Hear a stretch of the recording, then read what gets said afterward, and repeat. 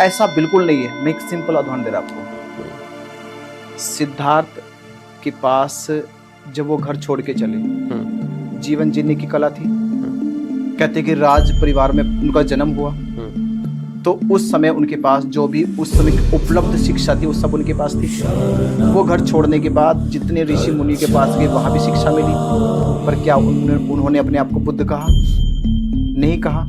क्या उनके हाथ में कोई किताब थी जिसको पढ़कर वो बुद्ध बन गए? नहीं थी। क्या कोई उनको कानों में बार बार कोई उपदेश दे रहा था कि सुनते रहो बुद्ध हो जाओगे? क्या ऐसा कुछ हो रहा था?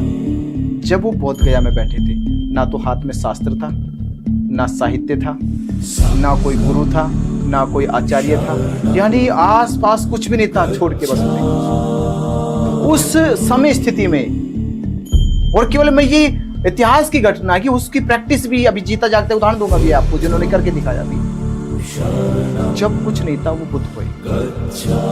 कौन सी रिसर्च थी वो सेल्फ रिसर्च थी, वो सेल्फ इनोवेट था जो सिद्धार्थ अपने भीतर कर रहे थे। जब सेल्फ इनोवेट हुआ, वो सेल्फ इनोवेट संसार के लिए क्रिएटर बन गया।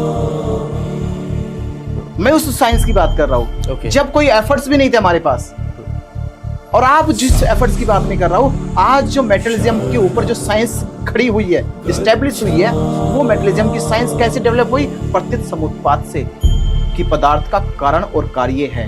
ट्रू। मेटलिज्म में आए ना कि कारण, कोज नोज इफेक्ट।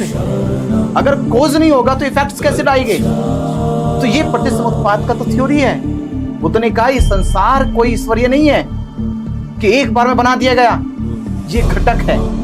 नियंत्रण घटक घटनाओं में घटते जा रहे हैं।